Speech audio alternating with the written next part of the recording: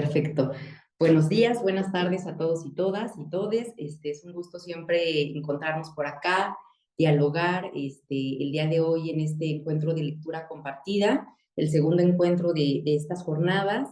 Pues muchas gracias a todos los que están, acompañándonos y a quienes también lo van a ver en tiempo diferido. También, bueno, les damos la más cordial bienvenida, en el futuro. Y bueno, la verdad es que hoy nos toca una lectura que me parece muy agradable, ¿no? Me parece que en esta ocasión Marisa nos dejó poquita lectura, lo cual fue sorpresivo. La ocasión pasada, quien no estuvo en las jornadas del año pasado, ahí está en el canal de YouTube la lectura que nos dio. En esta ocasión nos dio la segunda parte de este libro, que solo es un capítulo, y en la ocasión pasada nos dio la tercera parte de este libro, que ya está comentada. Ahí voy a pasar yo creo que al ratito el link, pero eran 4 capítulos, 4 o 5 capítulos, o sea, era un montón. Entonces, esta vez está un poquito más relajada la lectura que nos compartió. El título de la segunda parte de este libro, Bocetos psicopatológicos, de Marisa Rodulfo, se titula El psicoanálisis abierto al porvenir. Ese es el título que conglomera el capítulo. Que el capítulo se titula El trabajo actual en los trastornos del desarrollo, ¿no? Entonces, eso es un poco lo que vamos a abordar en esta ocasión. Como saben, los tiempos de la Constitución, pero en esta ocasión también con respecto a las vicisitudes que no solo son constitutivamente de la Constitución subjetiva, sino que también tienen que ver con la Constitución de lo biológico y en esta ocasión la Constitución pues no, relacionado con lo genético. Entonces, bueno, es un tema bastante interesante. Si les parece bien, voy a hacer algún recuento de algunas ideas del texto para no perdernos un poquito después. Hay ahí algunos conceptos que vamos a ir pues recuperando y un caso clínico, ¿no? La idea es también pensar el caso clínico de Martina. En la otra lectura que nos dio Marisa se llamaba Martín, ¿no? Bueno, Martina es la misma historia, es el mismo historial. Y bueno, hasta aquí, ¿alguien quiere hacer algún comentario o les parece bien si voy entrando pues en materia? Bueno, voy entrando entonces en materia. El texto me parece importante ubicar, eh, como ya lo venimos pensando y lo venimos construyendo. La intención de Marisa es ampliar el trabajo, la implicación, la intervención del psicoanalista, que no solamente es un campo con respecto a la clínica de lo privado. Vemos que el caso que vamos a abordar, de hecho, es una clínica en lo institucional. Y no solo eso, me parece que el capítulo, un psicoanálisis abierto al porvenir, nos permite pensar un psicoanálisis que va fuera de nuestros alcances, aparentemente de nuestros alcances, pero y sobre todo, me parece muy importante, un psicoanálisis que esté abierto también al diálogo, como ya lo hemos venido diciendo, al diálogo con otros campos, con otros profesionistas. Y no solo eso, me parece que intenta hacer hincapié en que nuestra labor en esos casos es de suma importancia, ¿no?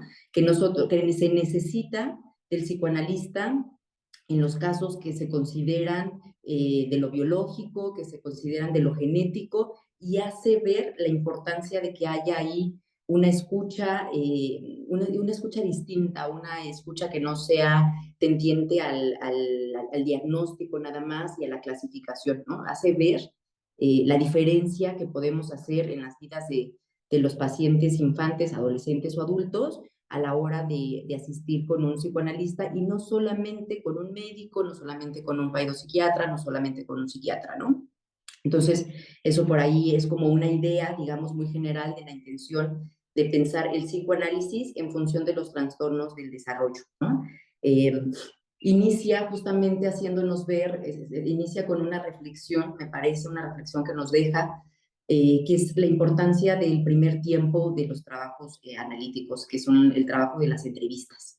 Considera que en muchas ocasiones, y yo creo que es algo que todos hemos atestiguado a este momento de nuestra formación, lo importante de que utilicemos las entrevistas para hacer varias cosas. Una, si bien recoger toda la información y todo el material con el que llega el chico y la familia, o el niño y la familia, niño, niña y la familia, también para que hagamos unas hipótesis lo más finas posibles.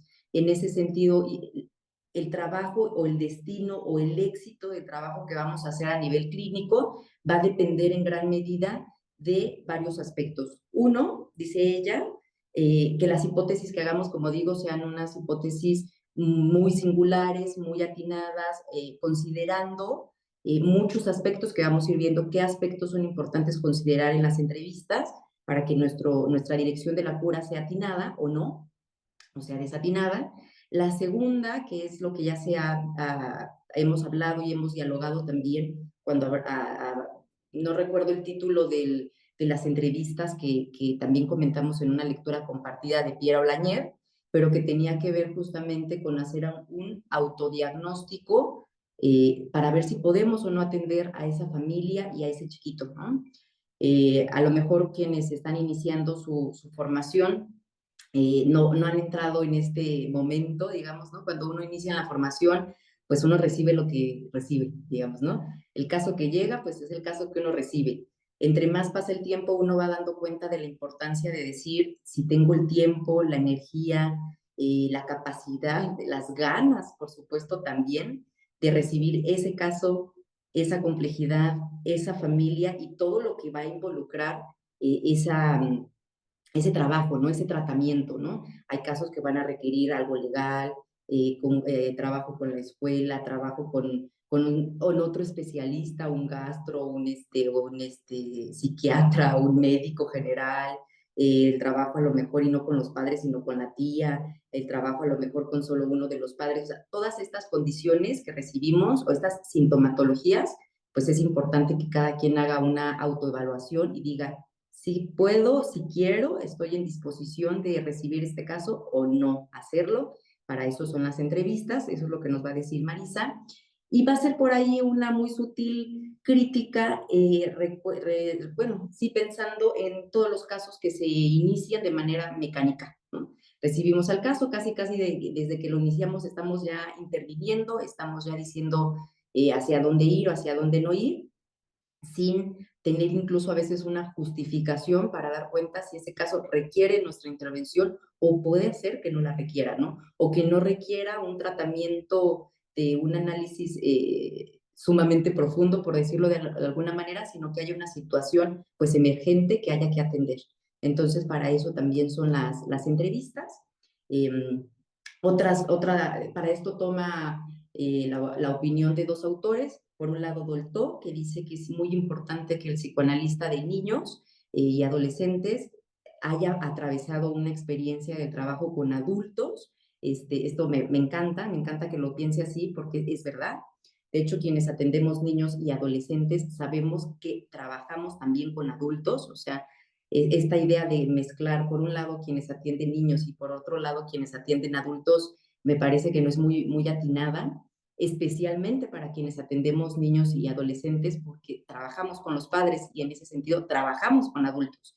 Entonces, en algunas otras ocasiones, mi opinión es que de hecho quien atiende niños y adolescentes está después facultado a trabajar sin ningún inconveniente con los adultos, ¿no? Porque la experiencia está constantemente poniéndote en circunstancias difíciles de maniobrar. Digamos, trabajar con padres es estar trabajando con dificultad de manera constante, ¿no? Dice Karen, además de que trabajar solo con infancias, adolescencias es agotador, es muy agotador. Por eso digo, bueno, el autodiagnóstico es importante, ¿no? Hay que tener mucha disposición, y hay que poder evaluar qué tanta disposición tenemos, ¿no? Hay momentos en la vida, yo lo pienso, digo, desde que soy madre también, pues la disposición cambia, por ejemplo, ¿no? Porque se tiene menos tiempo y menos energía también. Entonces creo que sí, eso es importante, pero bueno, a cada quien atraviesa circunstancias personales en donde se tiene menos disposición para un trabajo que es agotador, efectivamente. Bueno, ¿qué dice? ¿Qué toma de Winnicott? Marisa, de Marisa toma de Winnicott de Winnicott y de Ricardo Rodolfo toma un par de cosas. Uno, de Winnicott que para este trabajo de las entrevistas iniciales es muy importante considerar que la subjetividad es muy complejo. Ya lo veíamos, de hecho, con Irene en la clase pasada, ¿no? Estamos abordando cosas, la subjetividad tiene muchas dimensiones, ¿no? Tiene muchos niveles y que implica que podamos considerar lo biológico, ¿no? Las conductas, el ambiente, ¿no? Lo emocional, ¿no? Los vínculos que tiene esta familia, ¿no? Las lógicas que tiene esta familia. Marisa lo va a decir en función de, vamos a darle lugar a lo biológico, vamos a darle lugar a lo genético, le vamos a dar lugar a lo subjetivo, y en ese sentido hay algunas cosas que discriminar. Por un lado, considerando a la propuesta de Ricardo Rodulfo, hay que considerar qué es un niño o qué es un adolescente para esa familia, ¿no?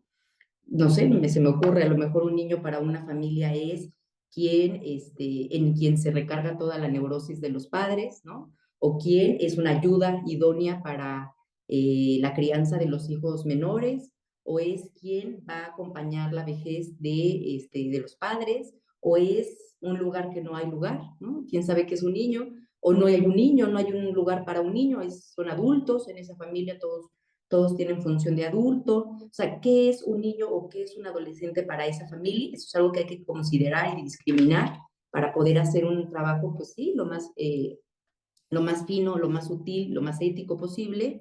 Y por supuesto, a la hora de considerar la subjetividad, es importante haber tenido una lectura de lo que es el mito familiar, ¿no?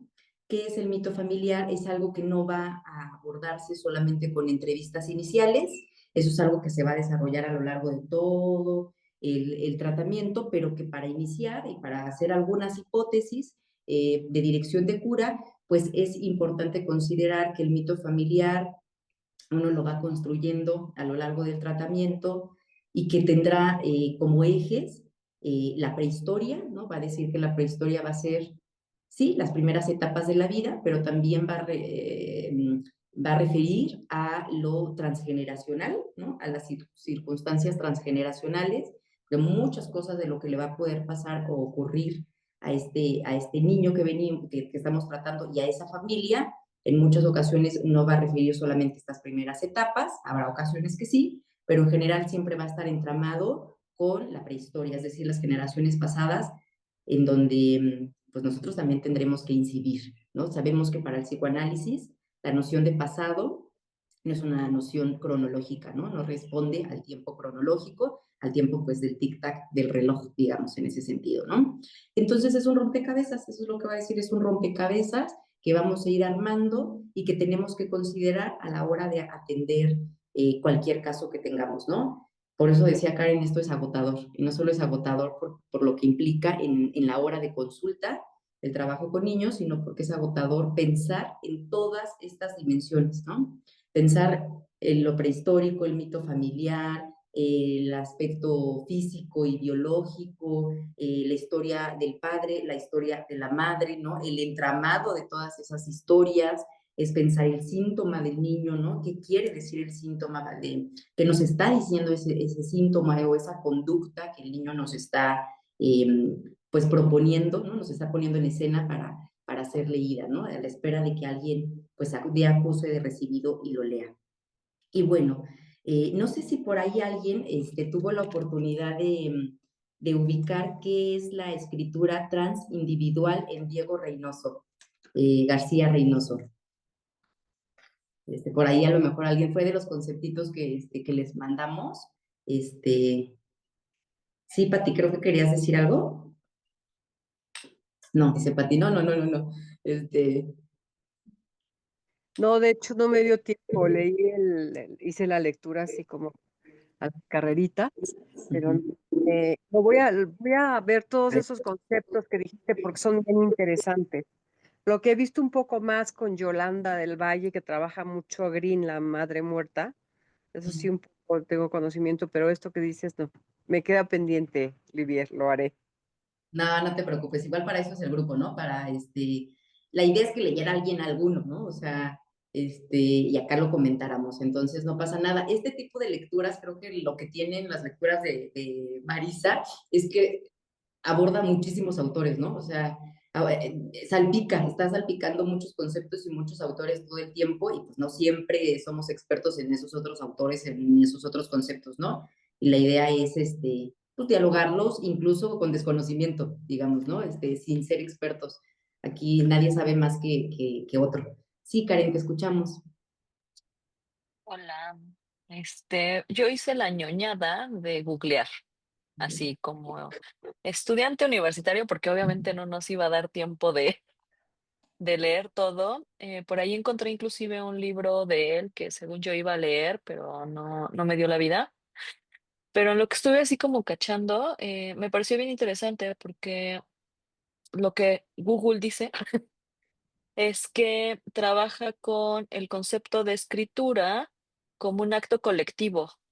¿No? Que no, el sujeto no, bueno, no sé si la noción que él maneja de sujeto sea el sujeto de nosotros, pero él habla del sujeto no como una unidad aislada, sino que va proponiendo que y a lo mejor sí tiene algo ahí, porque el cuate estaba leyendo que es filósofo, sociólogo, se ve que tiene estudios que también de pronto como medio psicoanalíticos. No alcancé a cachar si él es propiamente psicoanalista, porque en lo que iba leyendo, hablaba justo de la escritura como algo también que permea lo consciente y lo inconsciente y que en la propia escritura no es algo individual, ¿no? Que está atravesado por justo como todas estas experiencias inconscientes que trae la persona que escribe.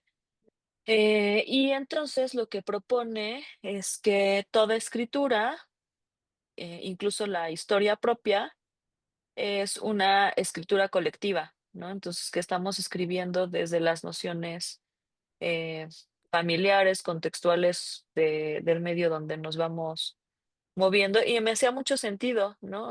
Pensaba pues justo en la novela familiar Freud propone esto, ¿no? Que nosotros estamos ahí también articulando desde lo colectivo, ¿no? Pensar también la lectura propia como algo más colectivo. Entonces, me latió la idea. Mm. Sí, a mí también me parece muy, muy interesante. También me daba la impresión que este diálogo como con la filosofía como de Derrida, por ejemplo, o esta noción justamente de escritura, ¿no? Sí, Pero de lo, justamente de eso trata. Dime, perdón. Karen. Sí, sí, De sí. lo que leí también, hablaba que tiene como lectura también de Foucault y propone también la escritura como un acto de resistencia, ¿no? Como en la hora de, yo lo pensaba como justo el espacio analítico, como es el espacio de reescritura, ¿no? De esa novela familiar y que puede ser como un acto también, eh, pues sí, como para desafiar la novela familiar que uno trae, ¿no? Sí, me parece que en ese sentido, o sea, pensando incluso construyendo lo que tú dices, que es muy valioso y te agradezco y por mí y por el grupo que lo hayas como revisado, porque sí, un poco lo que dice es que es necesaria una escritura, ¿no? Ya el segundo momento sería una reescritura, por supuesto, que sería nuestra propuesta, una reescritura, pero que sobre todo esta implica no algo individual, ¿no? Creo que eso es lo novedoso, digamos, ¿no? En ese sentido, ni es freudiano y es también, es un poco lacaniano, digamos, en ese sentido, con esta idea de sujeto, que implicaría que el niño, a la hora de escribirse como un acto, como un medio de expresión, estaría diciendo algo no por sí solo, estaría diciendo algo por lo transgeneracional también. En ese sentido, un síntoma, un dibujo, un discurso, cualquier modo de escritura, que no solamente lenguajero, incluso, apalabrero, por decirlo de alguna manera, estaría diciendo o estaría haciendo una marca de algo que no sería individual, sino que sería transgeneracional. Y en ese sentido dice, además, este autor, Diego García Reynoso, que ya lo hemos visto, remito de nueva cuenta al encuentro de lectura compartida donde hablamos de Pierre Oulanger, donde se habla de los casos en donde no hay un primer párrafo, digamos, en donde no hay una historia, en donde el sujeto no puede arribar a construirse en una historia, ¿no? Y las graves consecuencias de esto, ¿no? Las graves consecuencias de quedar, lo que dice Diego García Reynoso, es quedar sin una historia propia, ¿no? Sin quedar en un lugar en esa historia transgeneracional, digamos, que implicaría no solo no tener una propia historia, sino ni siquiera estar en función de una genealogía. O sea, es decir, no tener un pasado, no tener la posibilidad de construir pues un presente en ese sentido, ¿no? Sí, Ana, te escuchamos. Perdón. Hola, ¿qué tal? Sí, pues Hola, contenta de hola. estar acá ñoñando. Sí. Y pues bueno, en esto que mencionaban como de, bueno, yo también hice ahí como una breve estudio de lo que dice Diego, pero bueno, coincido con lo que dice Karen, o sea, como que vaya de lo que, o sea, es lo mismo que yo sé, digamos. Pero pensaba como en esta cosa de la escritura, de la historicidad, pues vaya, de la historia del paciente. Y bueno, recordé dos cosas. Yo tuve clases con Alejandro Ratzit, que era, lamentablemente, falleció hace poco, un maestro de SPM, que bueno, nos hablaba, él estaba muy vinculado con el arte, particularmente con la música y la literatura. Entonces nos hablaba como de la importancia de cómo la escritura ayuda a que los pacientes se puedan ir organizando a nivel mental, emocional, ir historizándose e historizando su propia historia, y que él a veces, eh, o sea, uno, pues nos recomendaba tener diario de pacientes, ¿no? O sea, la bitácora de pacientes como para tener una noción y como poder tener una cosa concreta de los pacientes que nos permitiera a nosotros darle un seguimiento, ¿no?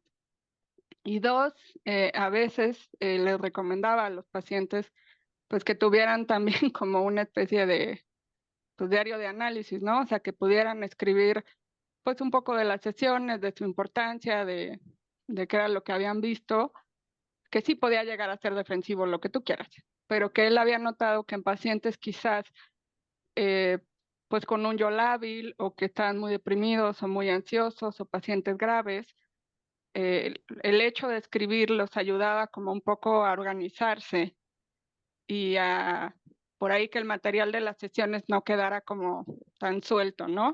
También en situaciones de violencia, eh, como que el paciente tuviera un registro de qué era lo que estaba sucediendo, particularmente en violencia psicológica, que a veces los pacientes dudan bastante de que si están percibiendo bien o mal. Y pues también el escribir como de su propia historia y de su prehistoria. Entonces, eso yo lo he implementado tanto en mi vida personal como en la profesional, y sí me ha ayudado a obtener un cierto orden. A los pacientes también han llegado muchas veces con el, bueno, traje esto que escribí en la semana, y creo que sí es bastante útil el que haya un cierto testimonio, un cierto registro de las cosas que van pasando tanto dentro como fuera del consultorio. Y muchas veces a los pacientes les surgen como muchas inquietudes respecto a su historia, sus abuelos, sus bisabuelos, etcétera. Y, y pues bueno, creo que dentro de la multicausalidad que tenemos, pues hay cosas que, bueno, generalmente si uno se pone a ver los casos de sus pacientes, pues no surge por generación espontánea, ¿no? Siempre hay como una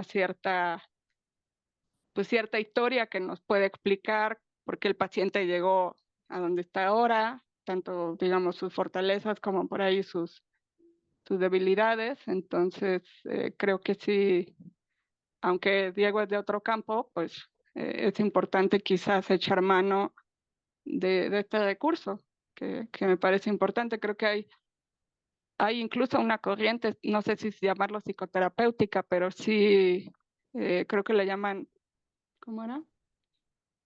Escritura creativa o algo así, que te enseñan como justo a algunos métodos como para que vayas trabajando de ese modo. Yo no, o sea, nada más sé que existe. Llevo tiempo siguiendo a de una persona que usa eso, pero van de eso. ¿Cómo, Karen? ¿A Te qué te ponía refieres? que las terapias narrativas, ¿no? Que Ajá, justo sí, van como un poco en esa lógica, ¿no? De escribir, de resignificar la historia. claro, justo es, sí. Qué bueno que me diste el nombre porque no me acordaba bien. Pero sí, sí, las terapias narrativas, creo que la técnica es esa de escritura creativa. Entonces, pues bueno, por ahí pueden ser recursos para nosotros y para los pacientes. Y ya, gracias. Gracias, gracias, Ana. Sí, me parece importante. También creo que contextualizando un poco a Marisa y contextualizando incluso un poco su orientación junto con Ricardo Rodolfo, que bueno, lamentablemente también ya no está aquí, pero bueno, siempre nos quedará el gusto de haber tomado su última clase, ¿no? Aquí en Atelier. Entonces, bueno, pues pensaba que ellos, historizándolos un poco, creo que también ellos siempre han estado muy cercanos de la noción de escritura y de una escritura que no necesariamente sea de palabra, sino que sea de dibujo, o sea, musical, por ejemplo, ¿no? Siempre hacen muchas referencias. Bueno, porque Ricardo Rodulfo fue licenciado en música, entonces, y Marisa es licenciada también, de carrera, tiene historia del arte, si no me equivoco, o sea, se dedicaba a la historia del arte. Entonces, están muy cercanos a nociones que implica la escritura psíquica, ¿no? A la escritura de lo inconsciente, que no va solamente con lo clásico, digamos, con que el paciente hable, ¿no? Con que el paciente, sino que le dan lugar a estos constitutivamente y psíquicamente, en lugar de estas escrituras de lo inconsciente y de lo psíquico, que son muy valiosas y que se estudian mucho en la filosofía, ciertamente, y como que ellos lo retoman, ¿no? Sí, Pati, te escuchamos. Sí, un poco lo que decías, o sea, yo cuando leí esto en el texto de García Reynoso, yo lo entendí más como que somos productos de lo que nos escribieron los antepasados, por decirlo así, pero no de escritura de papel, sino las palabras que fueron dichas, pensadas, imaginadas sobre uno, y cómo somos como un pliego, ¿no? En la psique de todo aquello que los antepasados, los padres y demás nos escribieron, ¿no? De hecho, él dice, nos habla de la escritura transindividual, o sea, más allá del individuo. Esas escrituras, dice, que el otro graba en el niño pequeño, son como textos. O sea, lo que somos dichos, ¿no? Eres muy inteligente, eres muy bonita, eres muy tonto, no sirves para nada. Todas esas escrituras y eso es lo que yo entendí, ¿no? Sí, sí, sí, sí, creo que va en función tanto de lo que dice Ana, de lo que dice Karen, o sea, va en ese mismo sentido y de lo que también nos dice Marisa, que dice Julia Cristeva, ¿no? Porque dice Julia Cristeva, somos como textos, ¿no? Textos, archivos que provienen de otros, ¿no? Es decir, es cierto, pues, somos escritos, vamos a decir, somos escritos, somos textos de otros, pero que a la vez tenemos la posibilidad de ser escribas también, ¿no? O sea, no solo somos textos, sino que también podemos ser una escriba. Y creo que ahí está la diferencia, ¿no? En pensarnos primero como un texto. Claro, no podemos ser una escriba si no tenemos un texto, digamos, ¿no? Si no hay un texto que leer y luego deformar un poco como con lo que dice Ana, ¿no? Y luego escribir, ¿no? Y luego ahora sí hacer una nueva escritura que puede ser textual, que puede ser gráfica y que puede ser como un acto de vida, ¿no? Incluso fuera de un acto artístico. Cuando hacemos, digamos, yo estoy aquí hablando con ustedes y estoy haciendo un texto también, ¿no? Estoy haciendo un texto de ser alguien que, no sé, habla frente a otros, o ustedes están aquí haciendo un acto de escritura a la hora de ser psicoanalistas, ¿no? O ser clínicos o lo que sea, ¿no? Una escritura que va mucho, mucho más allá. pero que para lo cual hay que cumplir algunas como condiciones, digamos, para que haya ese archivo, para que seamos ese archivo, para que seamos ese texto, se tienen que considerar ciertas condiciones, una de las cuales es que haya una memoria a recordar. Eso es lo que va a decir Marisa, ¿no? Y va a plantearnos dos conceptos ahora de Michelle Enríquez que tienen que ver con la memoria que no es rememorable, ¿no? Y la memoria olvidosa, ¿no? Por un lado pondrá a la memoria, que es que nosotros seguramente de manera clínica hemos atestiguado, tanto esta memoria que no existe, ¿no? No hay registro de ese texto, o sea, porque hay ocasiones en donde recibimos pacientes donde simplemente no hay un texto, no se sabe qué pasó en esos años.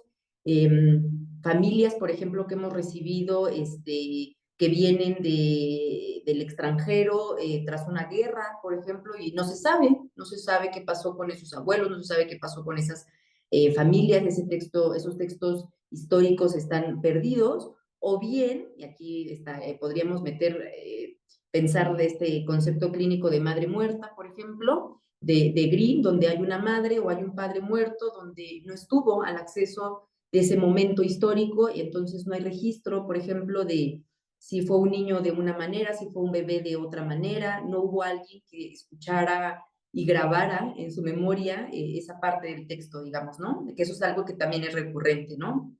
Padres o madres que cuando preguntamos sobre una etapa de la vida de los hijos, pues no recuerdan, o reconocen que no estuvieron, o sea, estuvieron en cuerpo, pero que no estuvieron presentes para registrar esos actos o esos momentos de la vida, ¿no? Entonces, hablan de esa memoria que es inmutable, que está olvidosa, o bien la que es inmutable, que es una historia que nosotros vemos repetir una y otra vez, y otra vez, y otra vez, y otra vez, y es exactamente la misma historia, digamos, ¿no? Es decir, es una memoria, dice Marisa, que dice Michelle, que es repetitiva, inalterable, como escrita en piedra, digamos, ¿no? Es una memoria donde el tiempo no ha pasado, es una memoria que está ahí solamente para ser fija, congelada. Estoy pensando, porque Ricardo Rodolfo en otro texto nos hablaba de esta memoria también como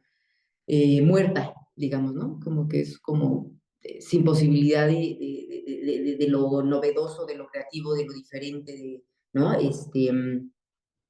Sin posibilidad de reescribirse, digamos, ¿no? En ese sentido,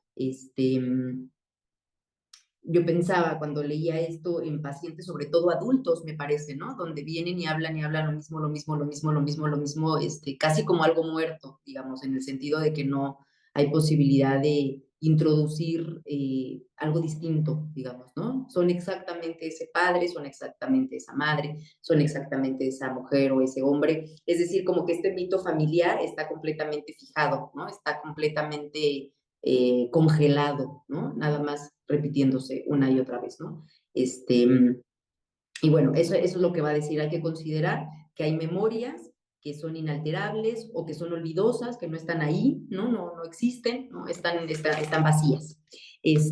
Hasta aquí alguien quiere decir algo de lo que se quedaba un poco con el texto.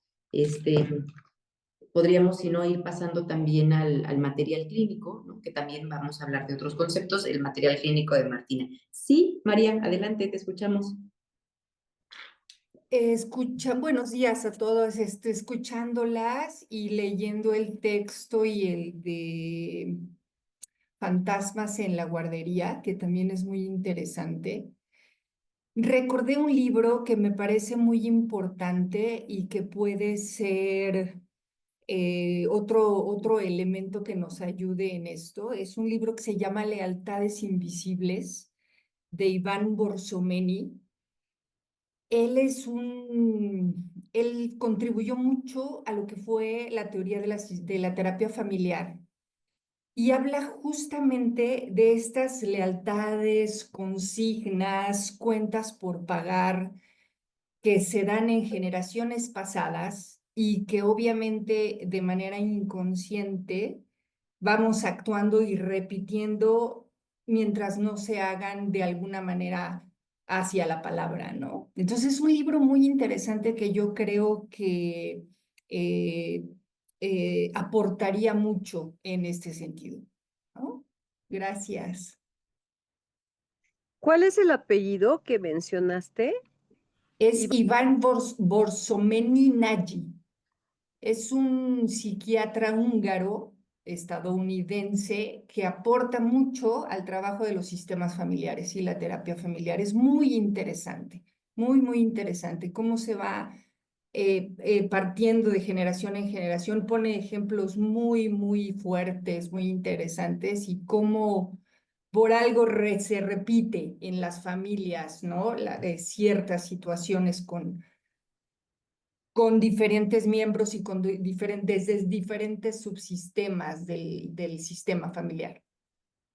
Lo voy a buscar, se me hizo súper Sí, interesante la sí, referencia que das. muy Muchas interesante. gracias. Lo Sí, voy a de buscar. nada. Sí, Gracias. de nada. Que por ahí si después nos pasas en el grupo el título, te lo agradeceríamos, María Elvia, porque luego uno no lo escribe bien y no los halla, ¿no? Ujú. Sí, Lucía, te escuchamos. Hola, gracias. Recién me uno así en carrerita y escuchando lo último que decís, Livier, que no sé si lo entendí mal, por eso te lo quiero preguntar. Cuando estaban hablando de la memoria, ¿verdad?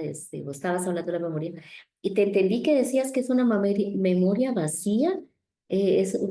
Ajá, y como en qué sentido lo decís, si escuché bien.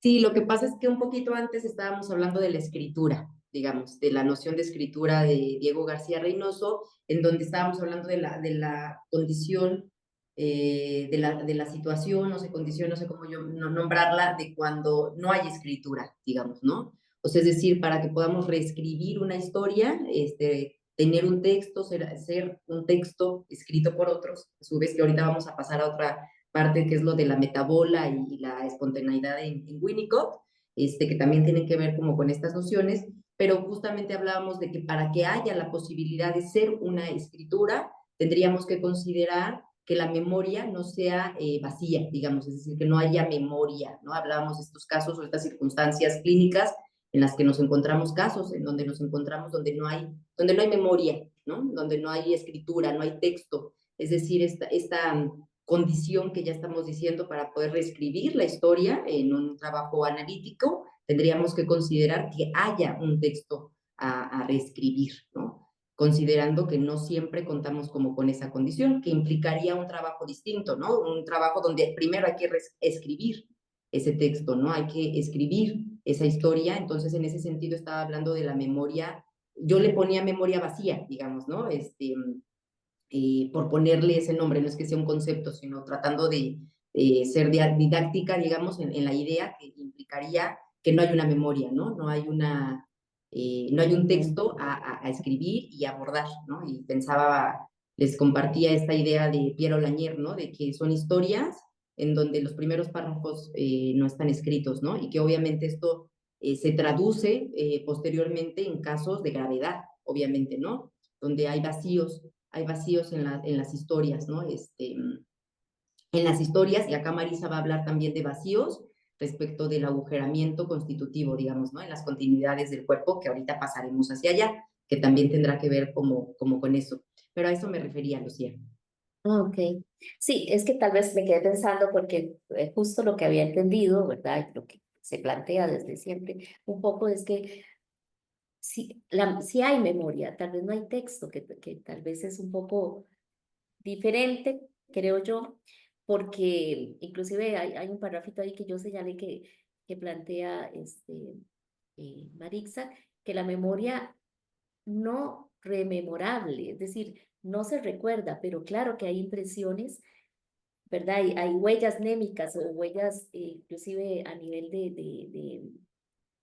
de la subjetividad, o sea, sí queda una impronta ahí, pero no en términos de palabra, de texto, tal vez como tal, pero que sí está llena, o sea, yo más bien me la imagino llena, pero llena de cosas innombrables porque no tienen palabras, entonces puede ser más desde la actuación, desde la cosa más del acto, digamos, y no del texto, y que tal vez sí, como decía María, hay que volcarlo a que pueda ser palabrado, eso el que no hay palabra, digamos, pero que ahí, está dicho, sí, el paciente lo dice de otras formas, a través del síntoma, a través de, bueno, en el caso de niños pequeños, a través de conductas, ¿verdad?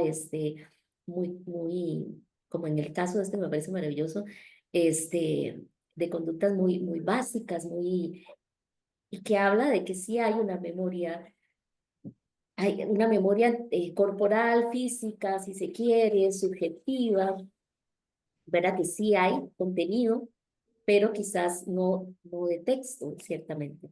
Entonces, Sí, de hecho, sí, ahorita preguntaba Karen si con esto tiene que ver el pictograma. Sí, por completo, esto tiene que ver tanto con el pictograma que implicaríamos dos, hablamos del pictograma y el pictograma negativo, digamos, en donde estaríamos hablando justamente de esto que está diciendo Lucía.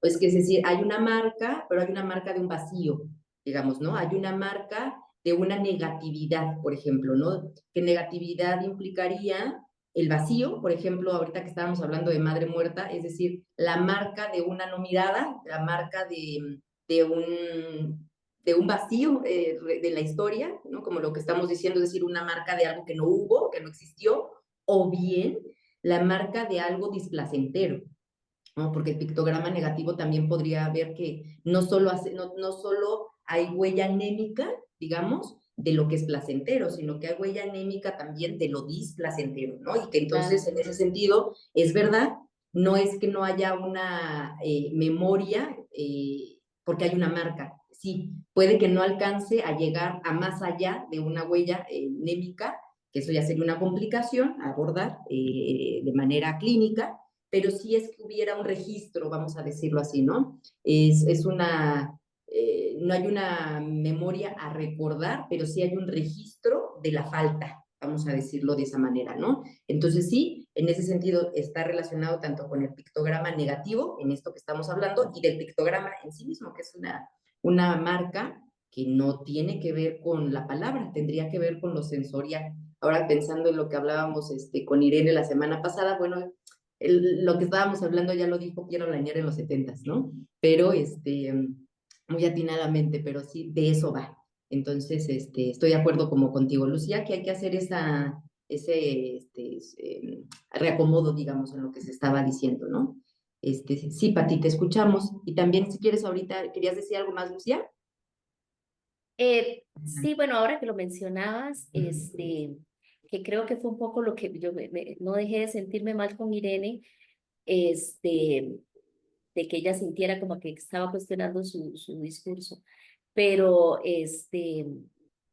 creo que es eso lo que vos decís un poco, que a mí me parece que como que en el diálogo con otras disciplinas es importante no ponerlo como que esto es en vez de esto, porque creo que no es tan así, creo que viene a ampliar o a reafirmar muchas de las cosas que ya se han dicho, ¿verdad? Anteriormente. Y creo que aquí estoy buscando, porque Marixa subrayó un parrafito que me parece fundamental en la claridad que lo dice. Ay Dios, pero bueno, no lo encuentro. eh, de esa lenguaje o de esa posibilidad de diálogo, acá está, entre otras disciplinas, ¿verdad? Que permite reafirmar o entender desde otro lenguaje cosas que yo no creo que el psicoanálisis lo haya dicho todo, pero sí creo que hay que hacerle justicia en lo que sí ha dicho, ¿verdad? Y que me parece como que falsear eso no es justo, queriendo como predominar otro discurso, porque ahí más bien creo que ya no hay diálogo, pienso yo, pero bueno. Aquí Marixa dice, propongo desde hace más de 20 años que el trabajo del psicoanalista en los llamados trastornos del desarrollo es de fundamental importancia y que los hallazgos de la neurobiología no se oponen al psicoanálisis, sino que confirman hipótesis que el mismo Freud postulara tempranamente.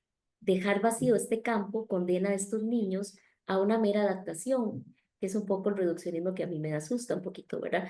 No solo improductiva, sino generadora de patologías graves. Entonces, yo creo que no es cambiar el discurso, por otro, es la posibilidad de que haya de verdad un diálogo y que sigamos retomando del psicoanálisis lo que aporta el psicoanálisis, que tiene que ver con toda esta construcción de la subjetividad y que es imposible sin el otro, ¿verdad? Que es imposible que la relación con el otro se da, como Irene muy bien lo decía, desde antes de nacer, y como lo vemos aquí, inclusive hay una historia escrita de generaciones anteriores, inclusive que construyen nuestra propia historia, es decir, que nuestra historia no empieza con el nacimiento ni tal, ¿verdad? Hay una historia que está antes y que eso juega, ¿verdad? Y que eso ahora las neurociencias, por ejemplo, con todo lo que es la epigénesis y todo esto lo confirman, eso es así, hay una transformación genética, ¿verdad? Una transformación, o sea, que no se establece lo que probablemente venía genético porque el ambiente, pero el ambiente tiene que ver con toda la historia, con lo dicho, con lo no dicho, etcétera, etcétera.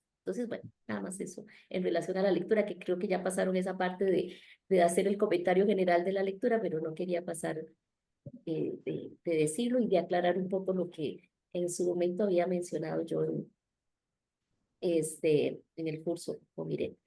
Gracias. No, muchas gracias, Lucía. La verdad es que sí, creo que de eso se trata. De hecho, creo que lo más rico del diálogo es, pues, entre nosotros, digamos, no solamente en las clases, ¿no? Sino este diálogo que estamos construyendo y que estamos iniciando y que, bueno, todavía nos faltan varios meses y a lo mejor hasta cambiamos de opinión o los reformulamos entre nosotros mismos, pero sí, claro que considero que es fundamental y esto mismo que está diciendo Marisa, incluso como ponernos a pensar que es importante que tomemos el saber de estas otras disciplinas, y ella lo dice, incluso fíjense, ella es mucho más drástica, por decirlo de alguna manera, porque dirá que nuestra labor con con estos trastornos es de fundamental importancia, incluso lo preventivo, o sea, no solamente trabajar en ya lo patológico, ¿no? Lo grave, y que además el hecho de que los especialistas estemos tan aislados, ¿no? Cada quien trabajando por su costado, genera un trauma en el paciente, digamos, porque no estamos haciendo el trabajo que tendríamos que hacer, es decir, como que estamos peleándonos ego con ego, digamos, ¿no? ¿Quién tiene el saber de ese caso? ¿Quién está interviniendo correctamente? ¿Quién lo está haciendo bien? En lugar de hacer un trabajo en conjunto que permita que esa historia tenga un otro destino, digamos, ¿no? Entonces sí creo que es importante. Hay muchas de las cosas que las neurociencias están diciendo que ya lo habían dicho el psicoanálisis, como ahorita estamos viendo con el tema de los pictogramas, digamos, ¿no? Esta memoria sensorial, en realidad en los 70s ya lo había dicho Pierre Orañé, pero es que es bueno también ir considerando lo que sí nos reformula, ¿no? Entonces, ¿en qué parte nosotros sí estábamos siendo muy hipotéticos, digamos, o que sí estábamos siendo muy animados en decir, y que a lo mejor también tenemos que estar en disposición de decir, bueno, esto tal vez puede que no sea no que esté equivocado, ¿no? Sino que lo podemos reacomodar un poco y lo podemos repensar. Entonces, sí, gracias, Lucía. Y sí, Pati, también te escuchamos. Gracias. Entrando al caso de Martina y en referencia al libro de lealtades que nos recomienda María Elvia, me hizo recordar también un texto que hay por ahí que leí hace mucho tiempo, Hoy mis ancestros, ¿no? Que va un poco sobre lo mismo. Muy interesante ese texto. Y pensaba yo en el caso de Martina, qué tanto, digamos, esta enfermedad, que si bien es genética por parte del padre, qué tanto Martina, no, lo pensaba yo en este momento, ¿no? Qué tanto Martina no generó una lealtad con aquella hermana mayor, ¿no? Que también tenía la misma enfermedad.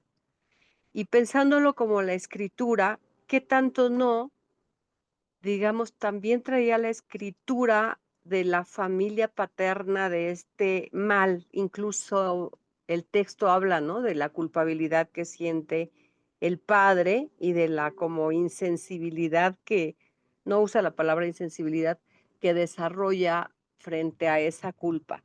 No sé, pensaba yo un poco, ¿no? Que tanto estaría allí la lealtad y la escritura en la enfermedad de Martina. Era todo, Bien. gracias. Fíjate que tocas un tema importante y me recuerdas que me estaba saltando un par de cosas porque en función de esto de la escritura y de que somos escritos por otros, Marisa nos propone pensar dos conceptos, que es el de espontaneidad en Winnicott y el de metabola, que también entran en función de esto que está de la planche, que entran en función de esto que estás diciendo, porque bueno, alguien quiere comentar, alguien de casualidad por ahí, googleó qué es espontaneidad en Winnicott y metabola en la planche. A ver, Karen, te escuchamos, échale. Ah, Bueno, me voy a echar de cabeza porque debo decir que usé ChatGPT, ¿eh? Ok. Este dice, metábola introducido por Jean Laplanche, proceso es un mecanismo psíquico que implica un proceso de transformación de los significados. La metábola es el mecanismo por el cual una comunicación inconsciente de los padres, y dice en particular de la madre, es transformada y reinterpretada en un significado psíquico nuevo por el niño.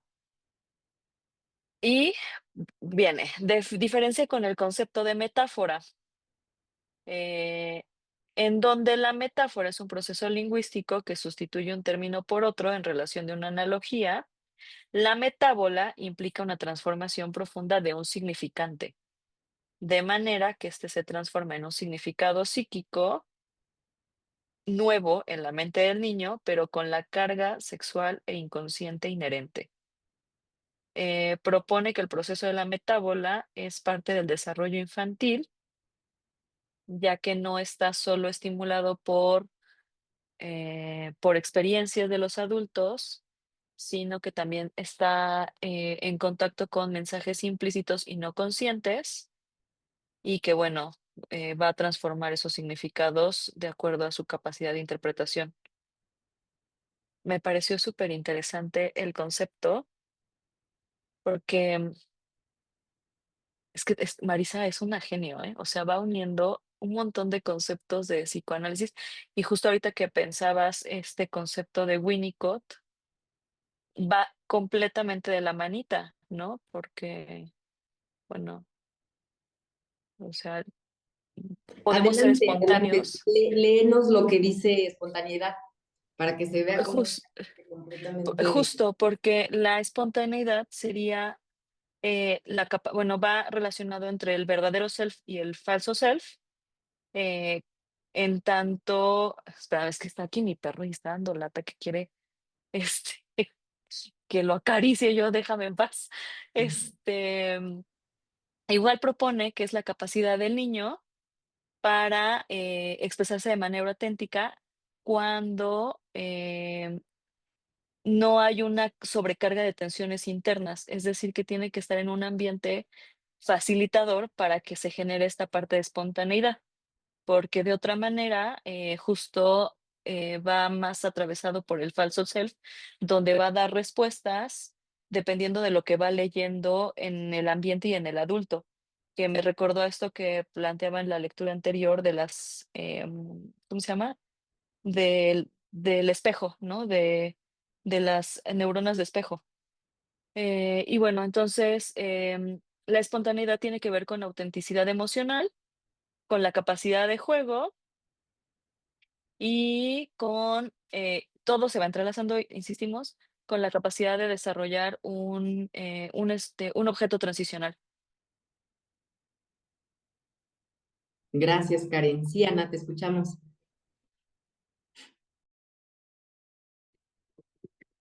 Pues iba a explicar un poco lo del concepto de espontaneidad, pero pues creo que ya Karen lo dijo todo. Yo entiendo también que la espontaneidad, en vista de que somos seres tan cambiantes, eh, pues bueno, se puede dar a lo largo de la vida en general, pero sí es de primordial importancia que haya una recepción por parte del otro. Si no, esa espontaneidad bueno, que muchas veces puede ser quizás impulsiva, vista como impulsiva por el ambiente, pues sí tiene que ser recibida, porque si no es recibida, ya sea en momentos críticos o de forma consecutiva, pues llega a eso, o sea, llega un punto en que eso, o sea, se va inhibiendo y quizás se pueda ir, no sé si llamarlo así, atrofiando. O sea, llega un punto en que la persona pues, ya como que pierde ese interés o deja de libidinizar el vínculo o incluso a sí mismo, ¿no? Ese es el problema. Y creo que a veces lo que, bueno, por lo menos para mí, o sea, lo que a veces cuesta trabajo no sé si llamarlo así, organizar con los pacientes, es que el paciente pueda ir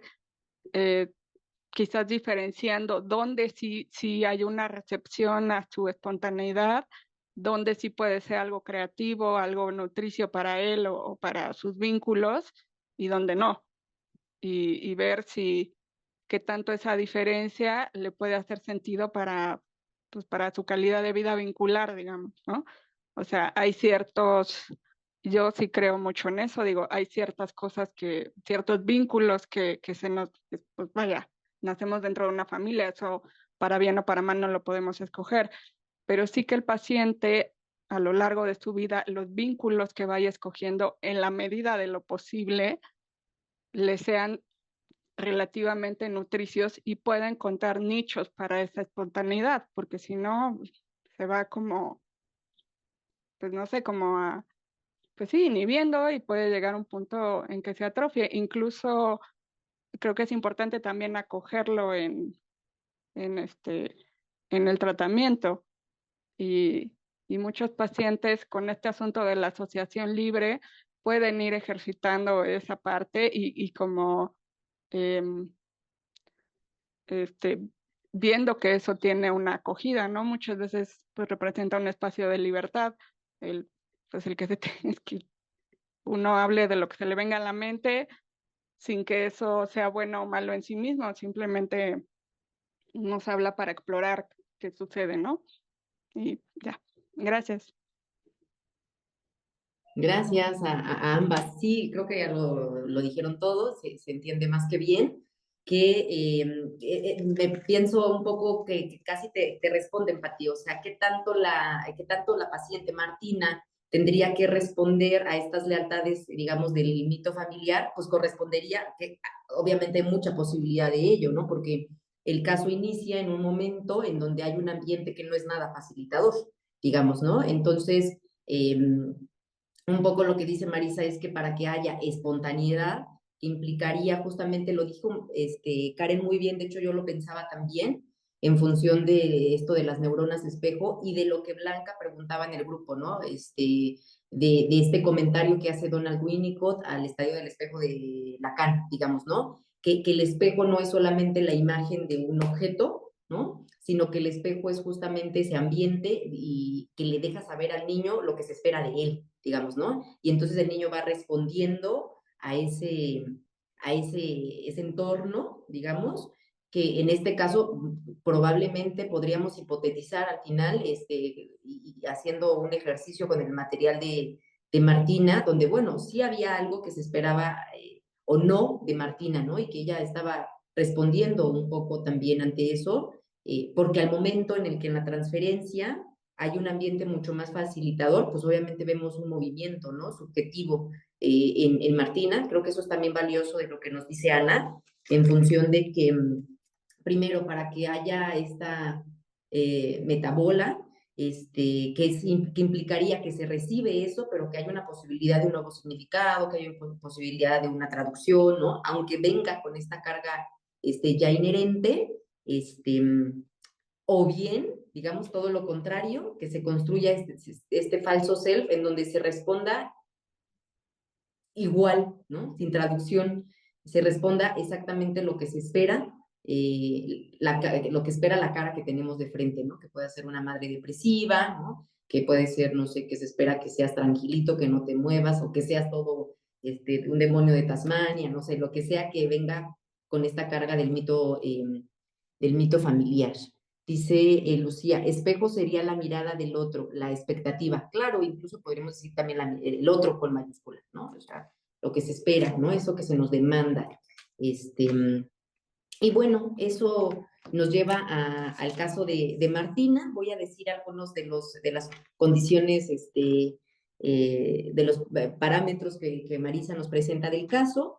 Es un material que considera de una chica que llega, bueno, una jovencita, digamos que llega, que es la madre, que es Juana, de 25 años, que es empleada doméstica de clase media baja.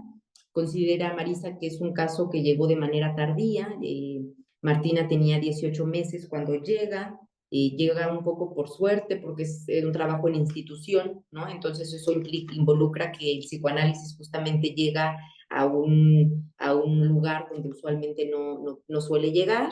El padre, Claudio, de 26 años, se dedica a la construcción y que tras el trabajo analítico se sabe, digamos, porque era algo que no se sabía, era por ahí sí, no sé si un secreto, pero era algo no sabido, que el padre ya había tenido una hija con una condición genética muy parecida a la de Martina.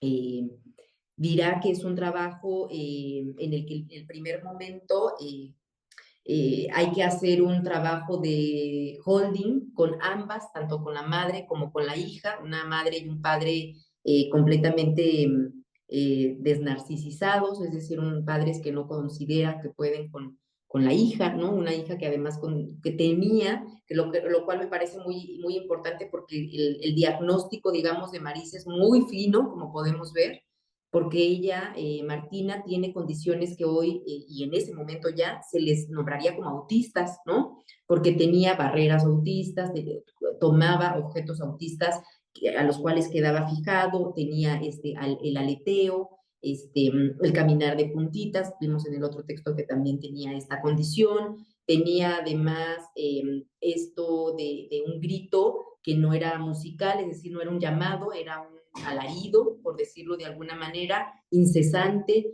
difícil de poder entonces conectar con ella. Obviamente no había tampoco la condición de la mirada. Dirá que son padres que al encontrarse con este bebé no atinan sino a aislarse y a distanciarse del bebé y que no tienen, por supuesto, la confianza para abordar esta situación, ¿no? Después de diagnóstico que llega, ella trata de hacer una sutileza por ahí con el paidopsiquiatra, digamos, ¿no? Con el médico de cabecera, en donde es lo que se le diagnostica es trastorno generalizado del desarrollo, en donde dice Marisa, bueno, pues ahí meten a todos, es como un bolso en donde todos los niños que tienen dificultades en el desarrollo se les coloca. Ella al no quedar como satisfecha, digamos, como con este diagnóstico, en donde obviamente pues ahí pudo haber quedado Martina toda su vida, ¿no? Ahí es en donde ubica esto que decía Lucía, ¿no? Pues si no hay posibilidad también de un diálogo, pues dejamos clasificados a los pacientes en un lugar donde ya nunca saldrán en su vida, ¿no? O sea, lo habla por eso con esa gravedad. Y por aquí nos presenta su primera intervención, ¿no? O sea, primeras intervenciones, obviamente irá al trabajo de primeras entrevistas, en donde hace un holding, un apoyo, un sostén, un narcisizar a los padres, ¿no? Un primer aproximamiento, digamos, sí, aproximamiento, y después dice ella, lo que posibilito es permitir no una separación, porque lo que ella ubica es que no puede haber una separación si nunca hubo una fusión, y entonces nos habla del riesgo de ir directamente a la separación, donde tendrá que ver justamente con la construcción de un falso self, y lo grave que eso puede traer, y nos presenta dos conceptos a la par. La simbiosis de Margaret Mahler, que hemos estado hablando últimamente, ¿no? Y la noción de esa misma noción, pero desde Sami Ali, ¿no? Una que implica una simbiosis parasitaria, dirá ella, ¿no? Una simbiosis donde el otro más bien está constituyéndose y está sacando beneficios del otro, y la otra en donde en realidad los dos elementos, madre e hijo, están enriqueciéndose, por decirlo de alguna manera. Aquí hay alguien que se puso un poquito a buscar estos términos. que en realidad los hemos estado hablando bastante últimamente. El de simbiosis de Margaret Mahler ya lo traemos por varias sesiones, digamos, ¿no? Porque nos hace mucho ruido, digamos, ¿no? Pero bueno, si no, continúo. Luego nos presenta otro concepto más, que es el de Jessica Benjamin, en donde dirá, hay que considerar que estamos en un momento social, no, o sea, no dejemos también de lado nuestro ambiente, en el cual parece ser, o todo nos hace creer, desde que estamos en el capitalismo, que siempre hay que ir hacia la individualidad, hacia la separación, ¿no? O sea, siempre somos más tendientes a ir en la clínica hacia la separación y hacia la individualidad. Yo creo que es atinado. La verdad es que creo que sí lo hacemos, ¿no? Abonamos a veces un poco más porque el paciente se individualice, digamos, ¿no? De los padres, se individualice de una relación tóxica, que el niño sea más independiente, por ejemplo, ¿no? Y dirá, hay que tener esta autocrítica de decir que el capitalismo nos hace creer que el individualismo es mejor. Hemos idealizado el individualismo y en muchas ocasiones dejamos de lado la importancia de una buena fusión, ¿no? De una buena simbiosis con el otro, de un vínculo, que también hace ratito Ana hablaba, ¿no? De la importancia de considerar el vínculo desde nosotros como analistas, el vínculo que hacen con nosotros como con sus otros. Entonces, esta posibilidad, esto posibilita, de hecho, la subjetividad, ¿no? Entonces, como que démosle un espacio a eso y miremos al capitalismo con esta crítica. Luego nos mete otro concepto que te recuerdo, Karen, me vas a ayudar a buscar el libro de El nacimiento del otro de Rossini y Robert Lefort, que es un libro fantástico, ya no se encuentra, yo ya no lo he encontrado, ya está Karen, que es mi mayor buscadora, creo que no, seguiremos buscándolo. Es un texto que ya no se tiene mucho acceso, ya ni en internet, creo que ya nada más los que lo tuvieron lo venden, ¿no? Muy caro, pero bueno, nos habla de este concepto de Rosin y Robert Lefort. Ellos estudiaron casos considerados como de autismo, esquizofrenia, y justamente cómo se podía constituir y construir el otro con mayúscula, en los casos en donde no había, casos casi de ay, se me olvidó cómo se les llama a los niños ferales, ¿no? Casos de niños casi ferales, es decir, donde no hubo subjetividad. Estudian casos tan graves en donde no hay ni siquiera un primer significante, ¿no? Entonces ellos estudian esto de manera muy compleja, son lacanianos, y toma, ¿no? Toma esto para hablar de cómo ellos por ahí hay un texto, Lacan menciona, no sé si usted lo han leído en el seminario 1 de Lacan, está el caso del niño el lobo, ¿no? Que los incito a leer, es muy interesante, y hay otros textitos de ellos en donde hablan de casos de este tipo, casos de institución, porque son casos en donde no hay un otro con minúscula, o sea, no hay tampoco un otro, ni siquiera con minúscula, entonces, y cómo los van abordando, ¿no? Son casos muy interesantes, en donde dirá Marisa, es necesario que el niño en sus primeros tiempos, en estos periodos como críticos, no haya ningún tipo de agujeramiento, ¿no? No haya ningún tipo de agujeramiento corporal, y para lo cual mete el siguiente concepto, que es objetos autistas, ¿no? Objetos o barreras autistas. ¿Alguien abordó estos conceptos? ¿Alguien leyó acerca del objeto, o lo que sepan, ¿no? Lo que recuerden que es un objeto autista? Aquí la misma Marisa nos dice que es para ella un objeto autista, que son estos objetos justamente que vienen a entrar en los agujeramientos corporales y sensoriales, ¿no? Yo creo que quedó muy claro para todos. Sí, Karen, dice Karen que si nos pasa el archivo de Word que armó de los conceptos, sí, estaría genial, pásanoslo, para irlo revisando. ¿Tú lo tienes ahí? Léenoslo, Karen.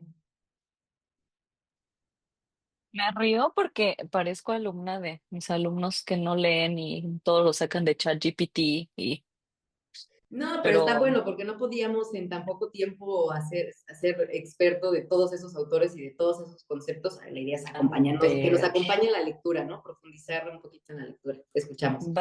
barreras autistas, por aquí anda, a ver. Sí, barreras autistas, ¿verdad?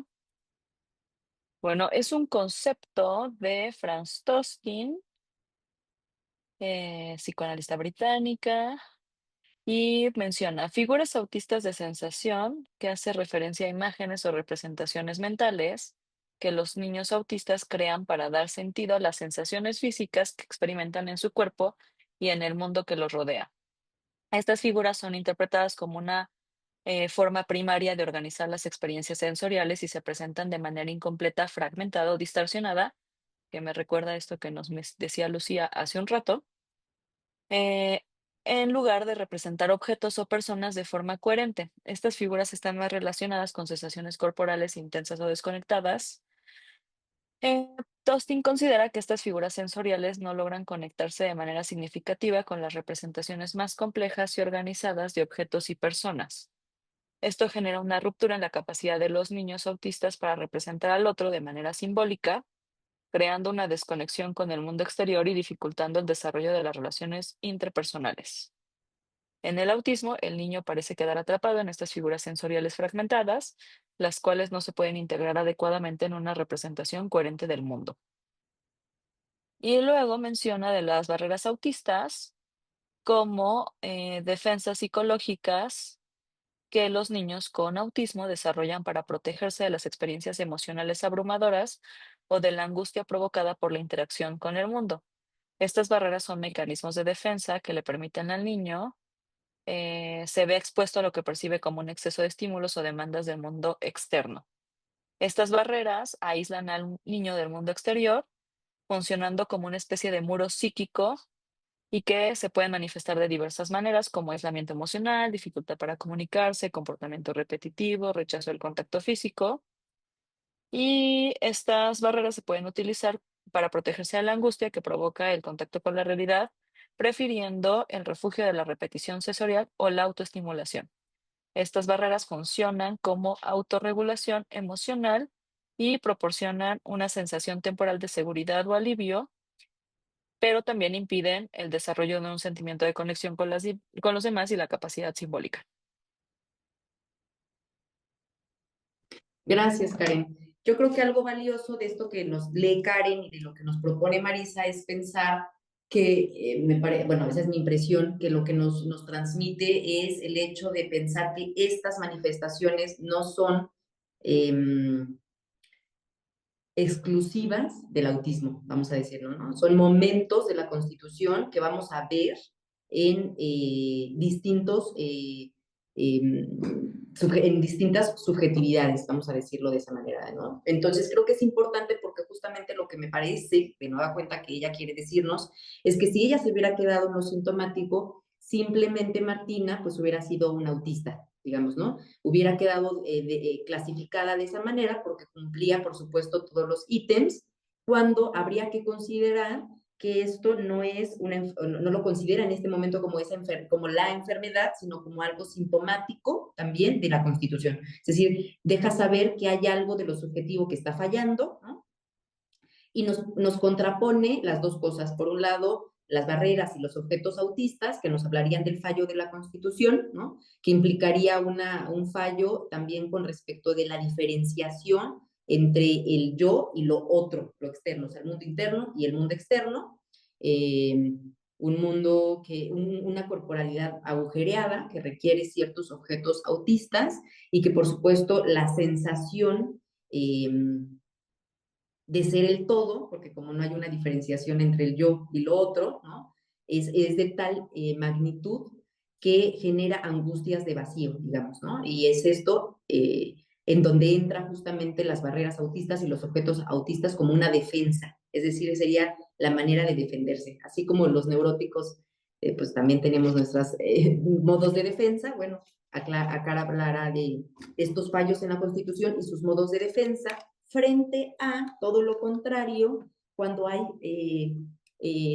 la salud, vamos a decirlo, cuando sí hay constitución, hablarán entonces de objetos transicionales y de fenómenos transicionales, ¿no? O del espacio intermedio, todos estos conceptos de Winnicott, ya sabemos, hay por ahí también lecturas compartidas en donde nos hemos dedicado exclusivamente a pensar el objeto transicional, la zona transicional, ¿no? Los fenómenos transicionales. Los invitamos a leer bueno, a ver estos encuentros de lectura compartida, donde abordamos realidad y juego de Winnicott, en donde justamente hay la posibilidad de hacer un espacio entre lo externo y lo interno, y cómo el psiquismo va elaborando estos procesos, digamos, ¿no? Cómo va simbolizando también estos procesos. Acá hablaríamos cuando no hay simbolización y cuando sí hay simbolización, ¿no? Cuando hay algo que no se está constituyendo y cuando sí hay algo que se está constituyendo, ¿no?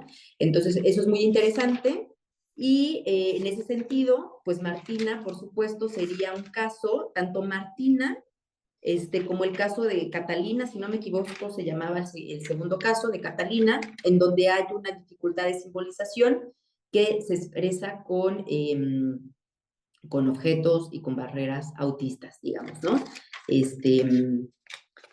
¿Qué más nos dice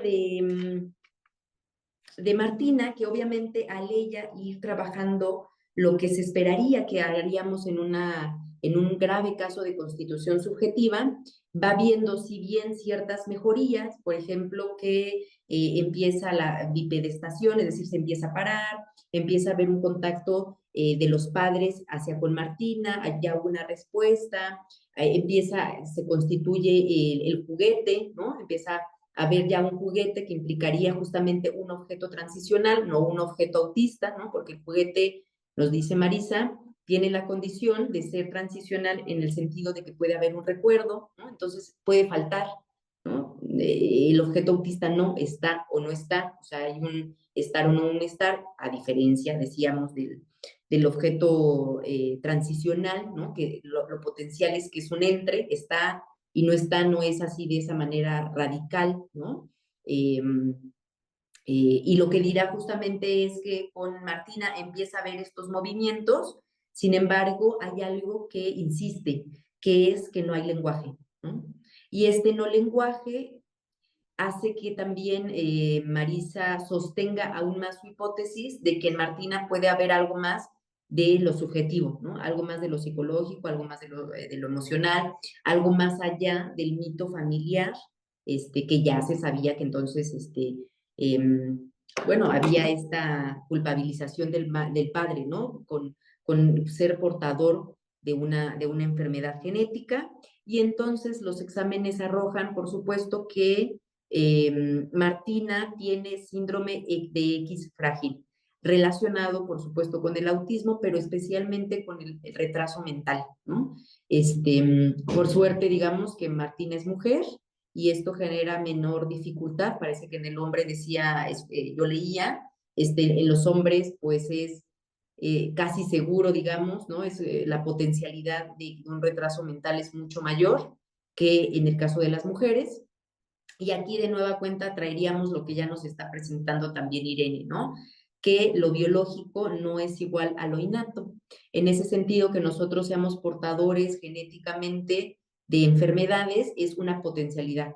Siempre yo hago el chiste de que, bueno, aquí vemos, no sé, en otros estados, en otros países de Latinoamérica, pero en México todos tenemos casi potencial de ser diabéticos e hipertensos, ¿no? Por ejemplo, la mayoría traemos ese catálogo genético que obviamente no implicaría que todos vamos a ser diabéticos o hipertensos, sino que tenemos esa potencialidad en donde entrará todas las otras dimensiones, digamos, ¿no? Lo emocional, el ambiente, la historia, cómo la vamos escribiendo, etcétera, etcétera, ¿no? Es decir, Marisa un poco propone que si ella hubiese recibido a esta chiquita y a su mamá en los primeros meses, en estos meses críticos, estos primeros 9 meses, seguramente el destino pudo haber sido muy diferente, ¿no? Una intervención temprana, exactamente, ¿no? Aunque se venga con esta potencialidad genética, eso no lo hace un destino, digamos, no lo hace algo fijo, sino al contrario, algo que implicaría que entonces que hay que trabajarlo, ¿no? Tampoco dejando de lado lo genético. En ese sentido, pues hay que ser cuidadosos en también ubicar que cuando trabajamos con ciertas dificultades como el retraso mental, como con problemas neurológicos, apuntaremos a la subjetividad, pero en muchas ocasiones también nos encontraremos con un límite, ¿no? Llegaremos a un punto límite en donde no podamos ir pues más allá, digamos, ¿no? Entonces eso creo que es también importante, ¿no?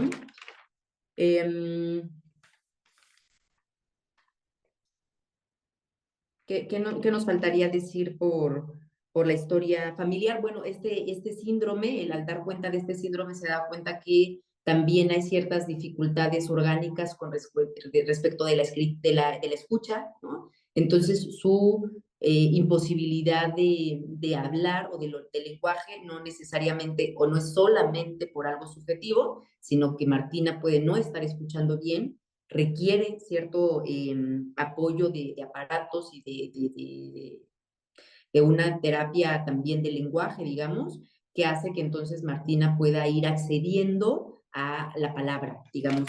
Y ella nos narra cómo va llegando a esto. Primero pasa Martina de poder pararse, ¿no? Que implicaría ya alejarse del cuerpo del otro, ya no depender del cuerpo del otro para desplazarse.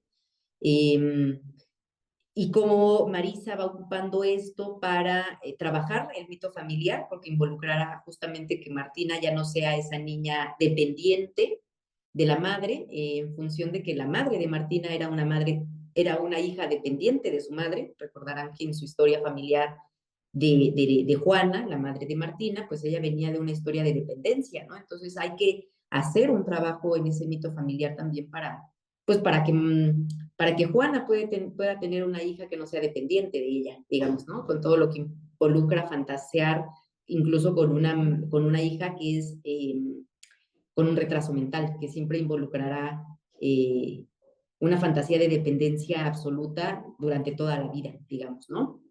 Y en la introducción ya del juguete, pero en función también de lo chistoso, ¿no? Del júbilo, de la alegría.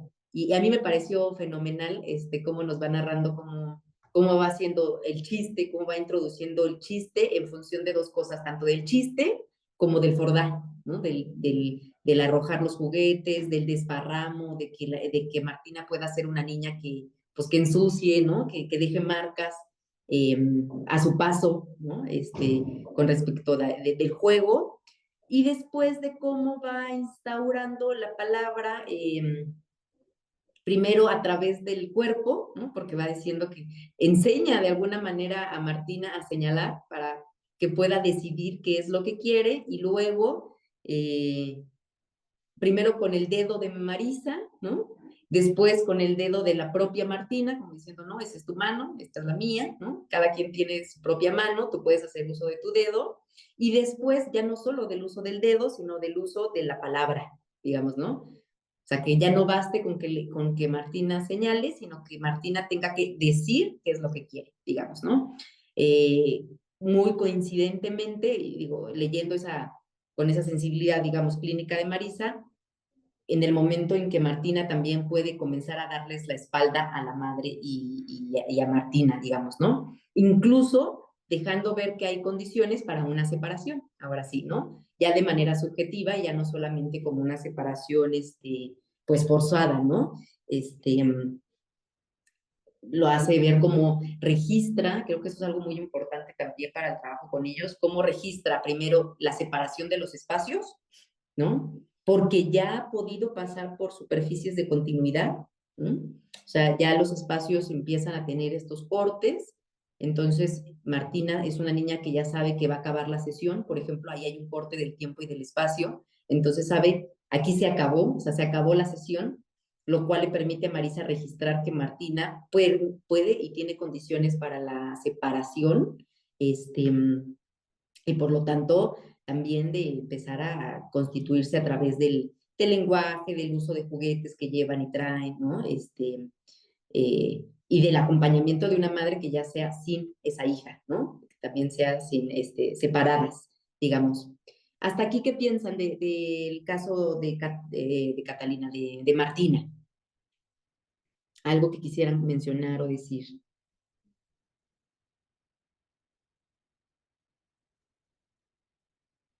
Tal vez un poco como haciendo unión de cosas que se mencionan o que en la clase con Irene se han mencionado, ¿verdad? Esto de de la simbiosis como algo importante en la constitución de la subjetividad, que nos, que es, o sea, que se vuelve necesaria, ¿verdad? Que no sé si podríamos, pregunto, hacer un paralelo de esto con lo que Irene o otros autores mencionan, el apego, ¿verdad? Un apego en términos de encontrar seguridad en el otro, de encontrarse en el otro también para, como necesario para poder luego separarse, ¿verdad? Que sí es necesario y que permite inclusive eso que veíamos en los videos que mostraba Irene, de esa sincronía, ¿verdad? Que hablan desde la neurociencia, que no es posible sin esa simbiosis, me parece a mí, ¿verdad? Y que entonces no necesariamente son cosas diferentes, sino que es como la puesta en práctica, digamos, o en evidencia, si se quiere, de esto, digamos, que a nivel subjetivo se requiere que pase y que es muy interesante ver cómo se ha estudiado eso también, pero que sí requiere de esa simbiosis que tal vez el concepto no es tan, no es biológico, ¿verdad? Evidentemente, no es ese concepto que planteaba Mahler del simbiosis eh, ligado al ya no dije nada, a lo parasitante o a lo, ¿verdad? O como que paraliza de todas formas, porque es ser un parásito del otro, sino una simbiosis que construye. Entonces me parecía interesante eso, ¿verdad? De cómo, sí, eso podríamos relacionarlo, no sé si estoy como uniendo papas con chayotes, digamos, pero relacionar esto con el asunto del apego tan necesario, que si no es posible, no hay posibilidad de salida, ¿verdad? Y que un poco también lo que hablábamos de lo que Freud un poco mencionaba, del recorrido de la libido, ¿verdad? Que la libido tiene que estar, primero está volcada hacia sí mismo, eh, y que permite en la constitución del yo que esa libido se salga, pero tiene que haber, o sea, la respuesta del otro que está ahí afuera va a permitir que eso se dé o no y de qué manera se va a dar, ¿verdad? Entonces tiene que haber esa simbiosis o ese apego, ese ambiente o entorno, como queramos llamarlo, ¿verdad? Necesario que permita al niño primero este, tener esa seguridad para luego salirse de ahí, ¿verdad? Lograr la autonomía. Que si yo, me parece que es importante hacer la diferencia entre el individualismo y la autonomía, que no es lo mismo, o sea, hay que promover la autonomía. Yo no creo que haya que promover el individualismo como tal, pensándolo desde esta visión capitalista de separación del lazo social, de ser individuales en ese sentido. Sí autónomos, ¿verdad? Entonces, bueno, un poco como relacionando ahí, un poco, casi que en asociación libre, digamos, esos conceptos. Gracias, Lucía. Sí, Karen, te escuchamos. A mí lo que me gustó mucho de justo cómo va narrando el caso son dos cosas. Por un lado, que tenemos que tener como muy claro no sé si decir proceso de estructuración, ¿no? Como todas estas fases que, que no son ni siquiera como propuestas todas por Freud, ¿no? Como las lecturas de Lacan, de Winnicott, de Klein, que ahorita justo que le estamos entrando a otros autores, ¿no? Con esto de Tolkien y esto, ¿no? eh, que van marcando como esas especificidades del desarrollo desde lo subjetivo y que incluso lo decíamos la lectura pasada, que también obviamente van entrelazadas con el desarrollo cognitivo, fisiológico, y bueno, no somos médicos, pediatras, pero también ahí hay muchas cosas que van pasando en el organismo para hacer un diagnóstico lo más preciso que se pueda. Porque yo pensé, de repente, estoy trabajando en intervención temprana y todo es autismo, ¿no? A todos le ponen nombre de autismo y hay cosas como muy específicas que tienen que ver con como encapsulamientos, algo ahí se está atorando en algún punto del desarrollo, que para nada, como Martina, pues no es autista, tiene algunas condiciones fisiológicas que van obviamente a impactar en el desarrollo subjetivo, pero que no necesariamente tendrían por qué obturar lo subjetivo, ¿no? Y ahí es donde pensaba mucho en Dolto, ¿no? En la imagen inconsciente del cuerpo y el esquema corporal, porque ahí es donde se tiene que trabajar mucho esta parte. Y lo segundo que pensaba, y que lo va a decir por acá también en el diagnóstico como diferencial, ¿no? En donde tenemos que intervenir con un montón de, bueno, no sé si con un montón precisamente, pero sí con varias disciplinas para poder definir cuál es el trabajo a desarrollar. Y ahí lo decía, me parece, Ana al inicio, que no sé si todos están dispuestos a dialogar con el terapeuta de intervención temprana o con el psicoanalista de niños para poder hacer trabajo interdisciplinario. Y también la otra, no sé si muchos psicoanalistas están dispuestos de pronto a mandar al pequeñito a hacer un estudio genético como ella propone, ¿no? Con Martina. Y la otra también que pues son estudios carísimos también, que no todo el mundo tiene acceso y que, bueno, uno de pronto puede intuir que ahí hay algo y que, bueno, pensaremos que hay algo y que trabajaremos con eso sin necesariamente confirmarlo, ¿no? Pero que sí se puede trabajar con algo ahí, pero pensaba mucho en la necesidad que tenemos de, pues, de entrarle a estudiar un poco, no sé, desde lo neurológico, pediátrico, ¿no? Como para tener una mirada un poco más amplia. Y algo que también, que les ponía acá, por ejemplo, de las intervenciones, tenemos este chiste en el grupo de supervisión de intervención temprana, que intervención temprana tardía, ¿no? Que llegan los casos ya muy tarde, a veces hasta 18 años tarde, ¿no? Entonces, este, como para tampoco pensarlo, yo lo llevo mucho a pensar, no solamente con infancias muy pequeñas, de repente también esta mirada en casos de adultos, eh, no porque vayamos a hacer el mismo tipo de intervención, pero sí pensar esta especificidad del desarrollo. Gracias. Dame un momentito, Ana, para comentar un par de cosas que no quiero que se me vayan. Respecto de esto que decías, Karen, de qué tan dispuesto hay especialistas a trabajar con nosotros, qué tanto nosotros estamos dispuestos a trabajar también con especialistas, que es de fundamental importancia, y que es cierto, creo que sí nos hace falta tener conocimiento básico. La semana pasada justamente acá en Atelier nos estábamos peloteando un poco qué tan valioso sería que a lo mejor hiciéramos una clase o algo de neurociencias para psicoanalistas, o sea, cosas muy específicas para nosotros, que no nos queremos ser especialistas, no queremos saber de más, pero sí que nos den ciertas herramientas, digamos, como para eso, para un día poder dialogar con otros especialistas, digamos, ¿no? Pero que sí creo que es importante que nos animemos, pero también creo que es o sea, fundamental que podamos hacer un equipo, un catálogo, una red con personas que sean confiables también, digamos, ¿no? Uno de los casos que más me ha dolido, que se han llevado justamente fue un caso de una chiquita con un problema neurológico, que muy parecido, digamos, a estas condiciones que estaba leyendo, le estábamos leyendo con Marisa. Habían dejado el tratamiento neurológico y yo convoco a que ya regresen al tratamiento neurológico, una chiquita que tenía muchos avances ya conmigo, para mi campo, digamos, ¿no? Desde lo subjetivo, y en cuanto toca con lo neurológico, obviamente, pues, todo lo que yo hice estaba mal, era una charlatana, ¿no?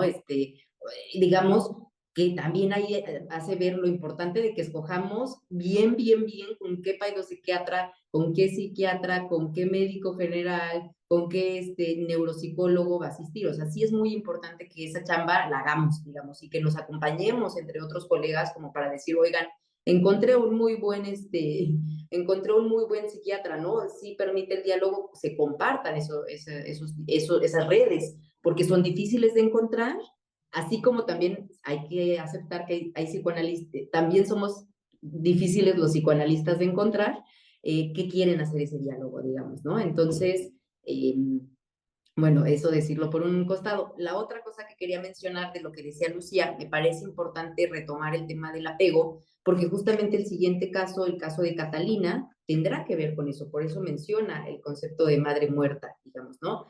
Una madre, una familia que atorada por un duelo, no puede permitir una constitución subjetiva adecuada para Catalina, que tenía cierto síntoma, que era la cuestión que ya leímos, que es el vómito autoinducido, pero no era un vómito histérico, no era un vómito sintomático, ¿no? Dirá, sino es un vómito que implica que no hay simbolización, ¿no? Y que no hay simbolización justamente porque esta noción, esta experiencia, perdón, del apego, pues no se pudo posibilitar porque había cierta condición también ahí en el ambiente familiar, ¿no? Y en la madre especialmente, ¿no? Entonces quería decir eso para que no se me fuera. Ana, te escuchamos.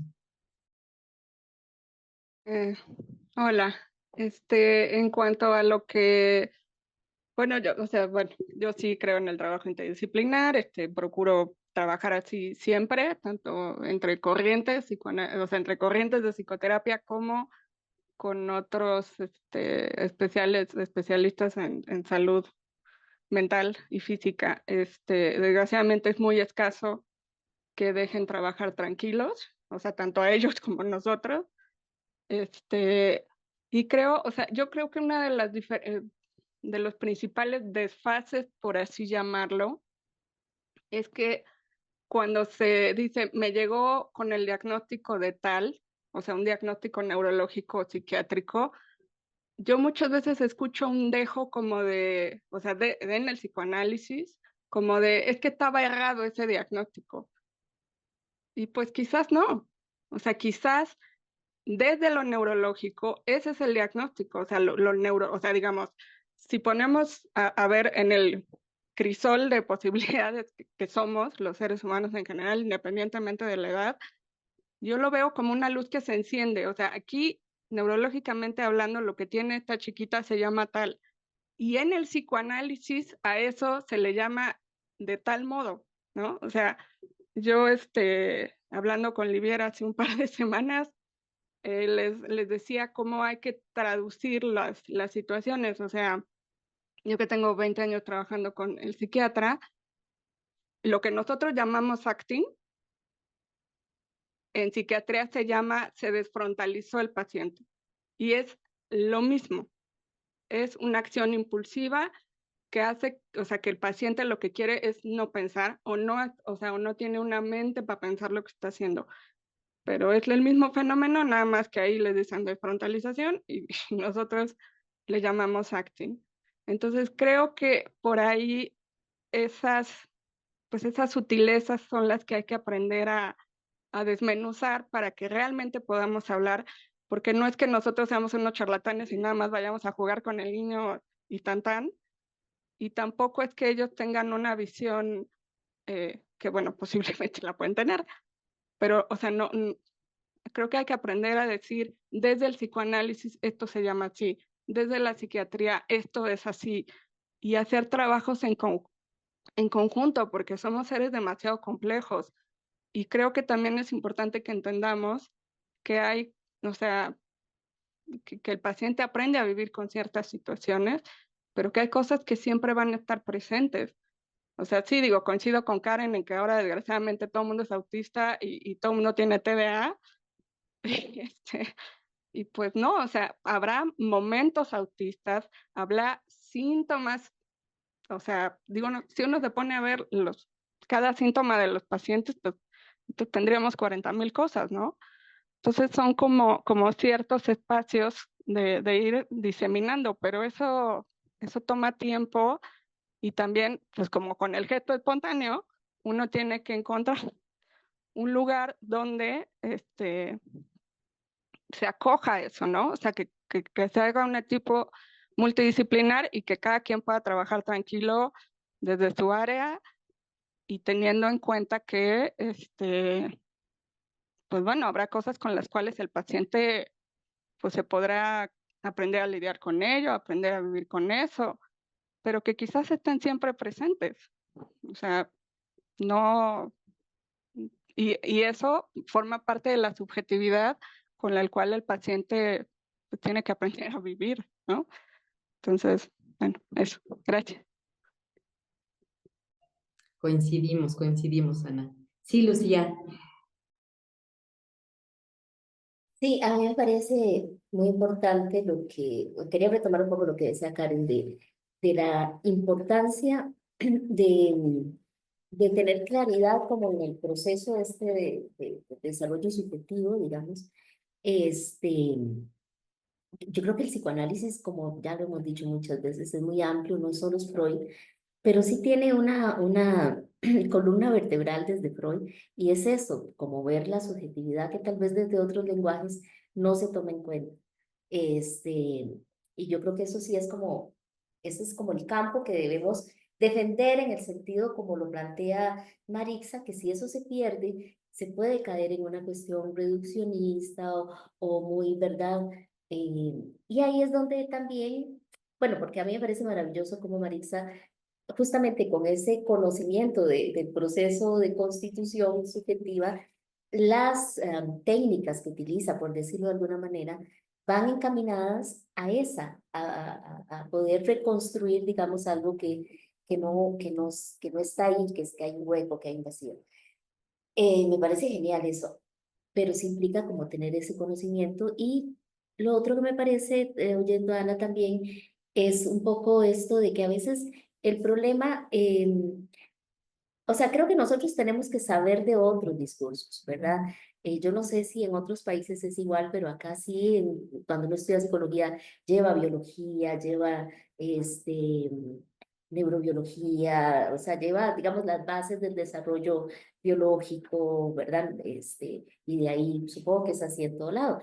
Entonces, porque sí creo que como psicoanalistas, si terminamos siéndolo, tiene que haber una formación muy amplia. Creo que es muy fregado el lugar que nosotros decidimos asumir porque implica tener un diálogo con todo, ¿verdad? Y poder, digo, nunca lo vamos a lograr del todo, es imposible, pero sí abrirnos a la posibilidad de conocer y de entender sin perder como esa columna vertebral que es el psicoanálisis, que no necesariamente es solo Freud, pero bueno, es el papá, digamos.